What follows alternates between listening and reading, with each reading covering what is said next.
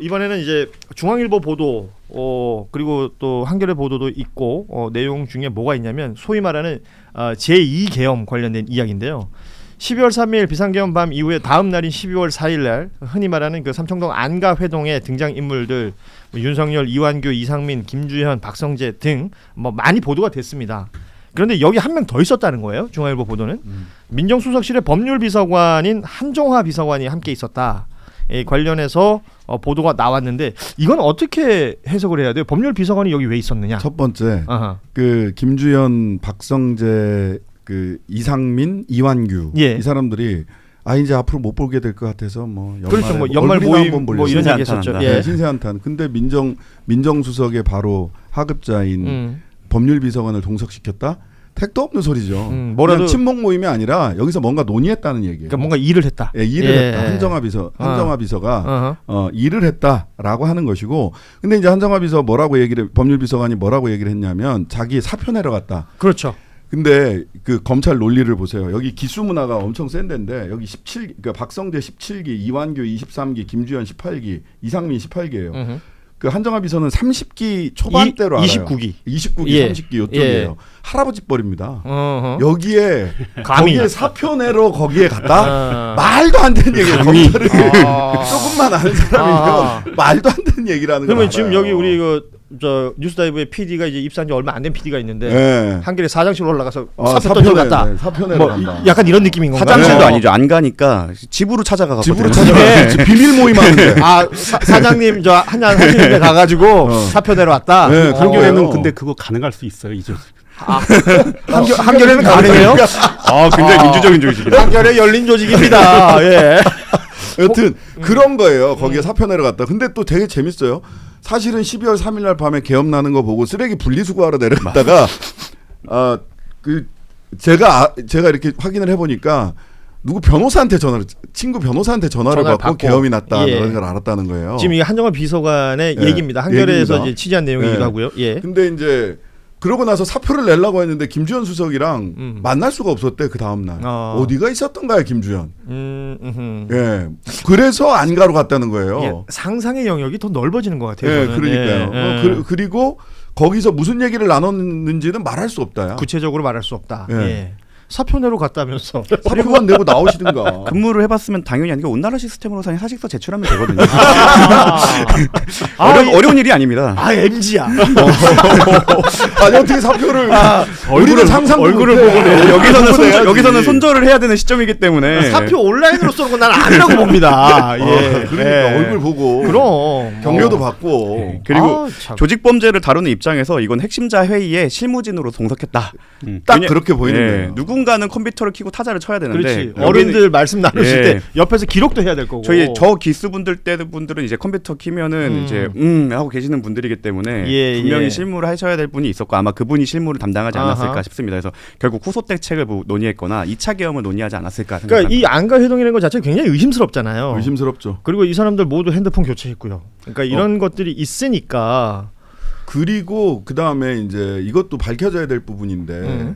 그리고 나서 안가회동 삼청동 안가회동 끝나고 나서 삼각지 안가로 옮겨갔다는 거예요, 일부가. 2차인가요? 2차 안가 모임이 있었는데 그건 이제 추정의 영역입니다만은 1차 안가 모임 삼청동에 V1이나 V2, V0나 V1이 참석하려고 했다가 참석하지 못하니까 삼각지 대통령실 인근으로 옮겨간 거 아니냐라고 하는 추측성 기사들이 좀 있었어요. 삼각지 안가 모임이 있었던 건 사실인 것 같아요. 아니면 뭐 이렇게 삼청동에 있던 안가에 냉장고에 이제 있어야 될 음료가 다 떨어져서 삼각지 쪽에 삼각지 쪽에 맛집이 많아요. 그렇죠. 그 안가회동 다음 날 이게 중요해요. 그 안가회동의 성격이 다음 날 국회에서 증명이 되는데 국회에서 이상민이 나와요.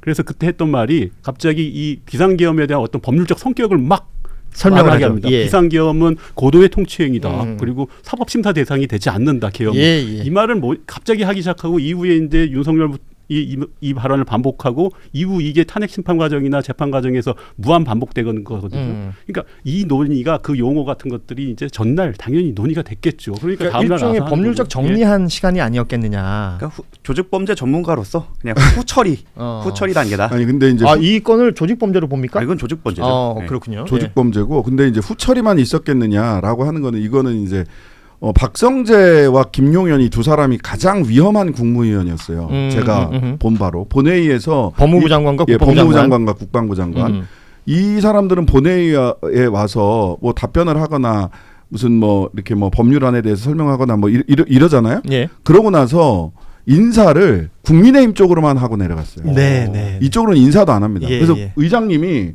불러서 뭐라고 얘기를 해도 안 들어요. 예. 근데 박성재는 어느 정도였느냐? 심지어는 그 이 내란의 밤이 지났잖아요. 예. 그러고서 며칠 뒤에 국회 본회의 출석을 했는데 이야기를 하는데 내란 공범이다라고 제가 소리를 질렀거든요. 예. 한창민 의원도 그렇고.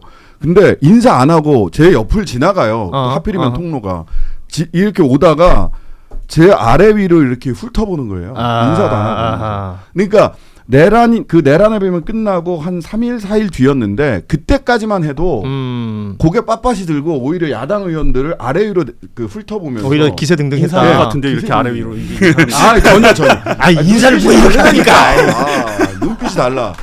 진짜 왜? 근데 그런 다음에 한 일주일 정도 뒤에 또 출석을 했어요.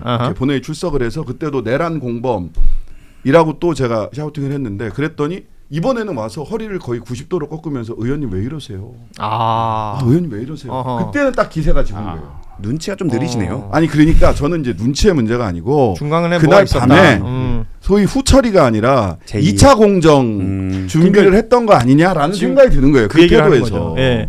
그러니까 이 삼청동 안가의 성격을 뭐 여러 형태로 지금 해석을 하고 있지만 비상계엄을 선포하고 그러니까 국회에서 해제 의결을 하는 데까지는 시간이 얼마 안 걸렸잖아요. 맞아요. 그 이후에도 이 사람들은 무언가를 도모하고 있었다. 그리고 뭐 군의 어떤 형태라든지 뭐 움직임이라든지 이것부터 시작해서 김용현 등이 뭐 전화 통화했던 내용들 이런 것들이 충분히 의심할 수 있는 부분들이 있는 것이고 박성재 전 장관이 뭐 보였다는 태도도 지금 이렇게 얘기할 수 있는 것이고 그래서 그런지 이 내란 특검 조은석 특검이 뭐 주변에 뭐 그런 얘기를 했다고 전해지고 있습니다. 이 비상계엄 선포할 때에 뭐 군인을 동원한다든지 아니면 뭐 다른 일을 무언가를 할 때 자금이 어떻게 투입되고 자금이 어떻게 돌아갔는지를 확인해봐야 된다. 확인해봐야 됩니다. 이런 얘기를 했다는 거예요. 이걸 표현하기를 군자금이라고 표현했대.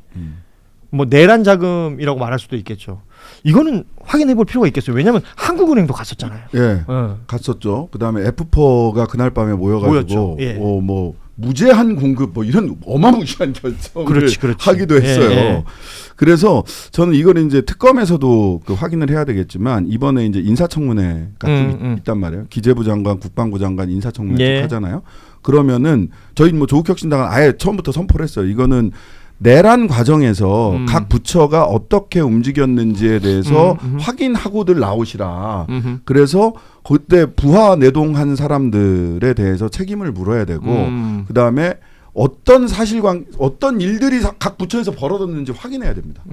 예를 들어서 이번에 이제 안규백 의원이 장관 후보자가 되셨으니까 방위 출신 밀떡. 예.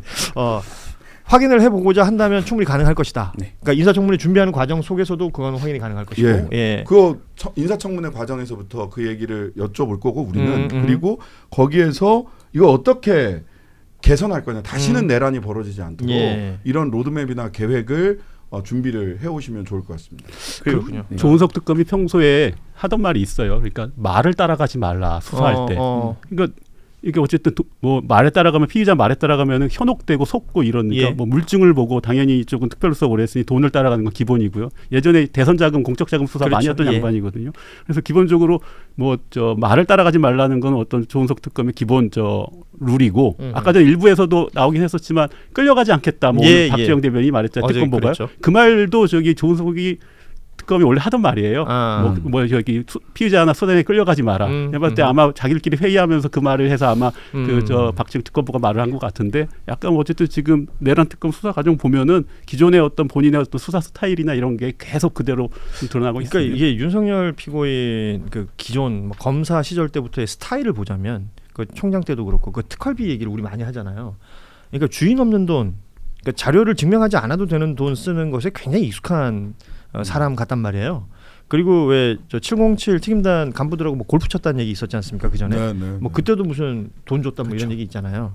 이런 것들 하나하나 다 체크해야 된다. 원래 조직 범죄에서는 조직도 그릴 때 자금 흐름대로 그립니다.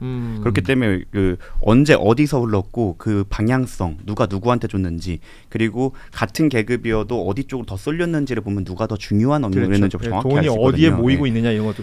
그 조직 범죄 많이 하셨으면 그 우리 흔히 말하는 조폭들도 많이 다루고. 예, 저희 고객들 중에 많습니다. 고객들 중에. 근데 그렇지. 조폭들은 왜 이제 무슨 파 이렇게 부르잖아요. 예, 요즘 아직도 많이 남아 있죠. 저희가 뭐 들으면 알만한 파들이 있습니까? 뭐 예, 많죠. 명동 뭐 서대문 뭐 이런 자기가 선배가 뭐 쌍칼이네 뭐 이러면서 뭐 김상사 쪽에 예, 뭐 그런 얘기하면서 사보이파 뭐 그래서 사보이파 그렇게 얘기해놓고 수임료 얘기를 하면 갑자기 다시 하는 얘기는 하는데 여전히 아직도 그런 분들이 계시긴 하죠. 있군요. 여기는 충암파. 그렇게 되나요? 예. 이것도 이 얘기 많이 하면 안 돼요. 그 충암고 학생들 한동안 교복도 못 입고 다녔습니다. 맞아요. 예, 교복도 못 입고 다녔어요. 자, 그리고 외환 관련해서도 지금 들여다본다는 게 이제 조은석 특검의 얘기고 법리 검토하고 있다는 겁니다. 뭐 경향신문 보도 내용이나 이런 거 보면 그 외환을 다루긴 다뤄야 되는데 중요한 규명 대상이라고 보는데 그 의견이 엇갈리는 부분이 있다라는 얘기가 있습니다. 이게 어떤 부분이 의견이 엇갈리는 걸까요? 이게 사실 외환 유치죄나 이런 게 그 적국과의 통모가 있어야 돼서 통모. 이 통모가 입증하기가 되게 어렵죠. 그렇죠. 뭐 거기서 북쪽에 거기다 비화폰을 썼을 것 같지는 않고. 게다가 외국과 통모하여라고 조문은 돼 있는데 그 외국을 이제 북한을 외국으로 볼 것인가에 대해서도 좀 논의가 있죠. 우리 헌법상 뭐 북한을 미수복 국가로 인정을 하지 않으니까. 네, 미수복 지역으로 보는데 뭐 일반적인 경우는 그렇게 보지만 이런 경우에는 적국으로 볼 수 있다라는 의견도 있어서 그거는 그런데 이제 그래서 아마 일반 이적죄를 먼저 적용할 가능성이 있어요. 일반 이적죄. 일반 이적죄는 조금 적용 범위가 넓기 때문에 사실 뭐 이적행위나 외환에 대해서 굉장히 상세하게 쭉쭉쭉 해놓고 이거 말고 이적행위 한 거가 일반 이적죄이거든요. 그러니까 이거는 좀 범위가 넓어서 일단 여기서는 시작할 수 있을 텐데 통모 이게 되게 어려워요. 그렇죠. 입증이 너무 어렵습니다. 통모. 그 조은석 특검이 기본적으로 능한 게 이게 법리 구성에 굉장히 능하거든요. 이걸 처벌을 해야 되는데 처벌할 법규나 이런 게 없으면은 그걸 기가 막히게 뭘 갖다 이걸 끌어오고 해서 찾아냅니다. 그래서 예전에는 저 한동안 사문화됐던 제3자 뇌물도 조은석 검찰 시절에 살려낸 게 있거든요. 그런데 근데 사실상 보면 외환죄가 이제 전례가 없기 때문에 처벌 전례가 없어서 제가 봤을 때는 일단 이거는 어떤 이렇게 말씀하셨던 여러 혐의들로 해서 죄명으로 해서 일단 기소는 하고 이런 건 사실 법원에서 한번 이 경우 북한을 어떻게 뭐 국가 규정 어떻게 할 것인지 법원에서 해석을 해서 판례를 만드는 게 맞을 것 같아요. 필요한 부분이 있겠네요. 외환 관련해서도 특검에서 보고는 있다. 그래서 저는 이 부분들이 뭐가 있어요. 이거 우리 대한민국 처음 겪어보는 일이잖아요. 그러다 보니까 그 형사 책임을 묻는 부분은 형사 책임을 묻더라도 행정상 징계 책임을 물어야 될 사람들도 있을 수 있고요. 그다음에 징계 책임이나 형사 책임까지 가지 않더라도 제도를 개선하거나 관행을 개선해야 될 부분들이 있잖아요. 있겠죠. 예. 그런 면에서 보자면 사실은 핵심은 좁고 강하고 깊게 처벌하되 주변은 진실을 말한다면 화해 조치를 할 필요도 있어요. 그러니까 그런 조치까지를 포함을 해요. 왜냐하면 형사 책임만 묻다 보면 이렇게 이거 외환 분명히 북한 자극해갖고 뭘 하려고 했는데 가려지는 부분이 생기죠. 형사 책임은 못 물을 것 같아. 그러면서 오히려 다른 책임을 묻는 것을 못하게 되는 경우가 있어요. 너무 센 책임 아니면 무죄 이렇게 가는데 그렇게 하지 말고 제 생각에는 그래서 이제 저희들이 제안을 하고 뭐 민주당하고도 합의를 했던 게 반헌 특유예요. 반헌정행위 특별조사위원회를 만들어서 폭넓게 조사하고 진실을 말하는 자에게는 관대하게 대신 계속해서 반성하지 않고 거짓을 말하는 자들은 형사 책임을 굉장히 강하게 묻는 이런 좀 준비가 필요하지 않나 싶습니다. 그러니까 이런 얘기들 많이 하십니다. 이게 내란이라는 것이 뭐 한두 명이 하자고 해서 되는 건 아니잖아요. 뭐 지시하는 사람은 있을 수 있고 또 따르는 사람들은 각각의 이유와 각각의 상황들이 있을 수 있는데 그 모든 걸 법의 잣대로만 들여다보면은 빠져나갈 수 있는 구멍들도 그만큼 많아진다는 거 아니겠습니까? 양승태 무죄 나는 거 봐요. 그러니까 이게 그렇게 무죄 나면 그걸로 되게 당당하게 하고 다니죠. 나 무죄 받았잖아 이렇게 하고 다니니까 다 잘못된 일이야 이런 식으로 해버리니까 징계든 뭐든 남겨놔야긴 합니다. 이게 우리 저 정구승 변호사 나오셨으니까 최혜병 특검 관련해서도 한번 얘기를 좀 할 내용이 있는데 이명환 특검이 그 얘기를 했어요. 그 박정훈 대령 관련해서 예. 항명 사건 이첩을 항소 취하할 방침이다 이런 얘기를 했습니다. 네. 이건 뭐 굉장히 중요한 얘기 같은데요. 사실 저희 변호인단이 계속 바라고 요청했던 바고, 근데 특검법상 바로 직접적으로 명시하는 규정이 없어서 좀 걱정하기도 했는데 예. 특검에서는 뭐 검토가 됐다고 하니까 너무 환영이 됩니다. 근데 사실 제가 주말을 바쳐서 이번 주 금요일 재판 준비를 거의 다 해놨는데 본인 주말 마친 겁니다. 시험 준비를 밤새서 다 해놨더니 이제 무시험 A뿔을 준다. 오픈북도 아니고. 예, 좋은 일이긴 하죠. 좋은 일이긴 한데 좀 빨리 좀 해주시지라는 생각이 있는데 예. 이제 진행은 돼야 됩니다. 왜냐하면 김동혁 검찰단장이 또 어떤 농간을 부릴지 모르고 왜냐면 그분이 아직도 보직 해임이 전혀 되지 않았기 때문에 그리고 박 대령님의 그 명예회복이 아무리 뭐 무죄가 저희가 확실히 추정이 된다고 하더라도 그 부분은 확실히 받고 가는 거. 그리고 7월달에 박 대령님에 대한 그 보직 해임 취소 소송 선고도 남아 있고 여전히 그 언론 인터뷰했다고 징계에 대한 항고도 남아 있습니다. 그렇죠. 이런 것들을 한 번에 한 큐 해결하기 위해서는 이 형사가 먼저 종결이 되는 부분이 있어서 환영하는 입장입니다. 그렇군요. 이게 뭐 특검이 어찌됐건 조은석 특검, 내란 특검이 가장 빠른 속도로 달려가고 있는 것으로 보입니다. 그리고 민중기 특검도 이제 빠르면 7월 초에는 수사가 시작될 것 같다라는 얘기 나오고 있고 최성병 특검도 이렇게 입장이나 내용 진행되는 것들이 있습니다. 그 세 개 특검이 일단 경쟁하는 체제는 맞는 거죠. 그렇죠. 이게 윤석열과 김건희 신병을 누가 확보할 것이냐. 네. 근데 그 최혜병 특검에서는 아예 먼저들 하세요라고 했으니까 아마 김건희 특검하고 내란 외환 특검은 그 이름이 김건희 특검이라고 붙었으니까 그쪽에서 김건희는 좀 먼저 해야 되지 않나요? 네. 뭐 그럴 수도 있죠. 최혜병 특검 사무실이 그 아크로비스타 바로 옆에죠. 180보라고 합니다. 예. 185. 야, 그러네요. 뭐 오기는 편하겠네요. 예.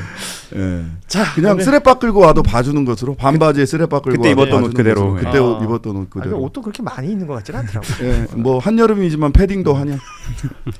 네. 자, 오늘 종친검찰센터 새로운 구성으로 한번 해봤습니다. 김정한 변호사, 김기현 변호사가 이제 김기현 변호사는 국정 여기 위원회 들어가가지고 바쁘게 일을 하고 있는 것 같아요. 어제는 심지어 법무부 장관 후보자로 이름까지 저희끼리 있는 자리에서 거론이 되기도 했습니다. 그 이번에 이제 국민 추천제로 많은 분들이 지금 이름이 나왔다 그러잖아요. 신장식 의원 나오신 김에 한번 여쭤보고 싶네요. 법무부 장관 후보자 뭐 혹시 생각하고 계신 분 있습니까? 저는 뭐 생각하고 있는 분은 있지만 뭐 지금 여기서 말씀드리기는. 그러니까 현역 의원이 말하기 좀 그렇겠구나. 그 의원님한테 우리 제작진이 진지하게 물어보네요. 뭐라고? 또 나와 주실 수 있냐고요. 오늘 장사 좀 됐나 봐요. 네. 광고가 들어오면 나오겠습니다. 야 이거 진지한 얘기입니다. 광고 좀 붙여주세요. 이분이 맛을 본 분이기 때문에 이래요. 네. 우리 제작진 좀 더 열심히 하도록 바랍니다. 아니 이거는 제작진한테 뭐라고 하는 게 아니라 지금 광고주분들, 광고주분들에게. 그렇죠. 주님들이 주님들께서 제가 출연한 다른 방송 보시면 알겠지만 광고 진심으로 합니다. 최선을 다해서 합니다. 예, 들어오십시오. 무조건 잘해드리겠습니다. 오늘 방송 여기서 마무리할 텐데. 그 이재명 대통령 관련 속보는 저희가 방송하는 시간에도 계속해서 나옵니다. 오늘 소록도 다녀왔다는 얘기뿐만 아니라 지금 사법고시 관련된 얘기를 또 언급을 하셨나 봐요. 본인 개인적으로는 사법시험을 이제 부활하는 것도 괜찮다고 생각한다라는 입장을 또 내기도 했나 봐요. 이런 것들은 또 저희 내일 아이템으로 또 나오기 때문에 굉장히 고마운 분이에요. 본인은 일을 많이 하는데 저희 뉴스 아이템이 계속 쏟아져 나옵니다. 자, 오늘 여기서 마무리 짓도록 하죠. 신장식 의원 그리고 김남일 기자, 정구승 변호사와 함께했습니다. 여러분 세 분 함께해 주셔서 고맙고요. 저도 여기서 인사드리죠. 저희는 내일 오후 3시 30분에 다시 인사드리겠습니다. 여러분 고맙습니다. 네, 감사합니다. 수고하셨습니다.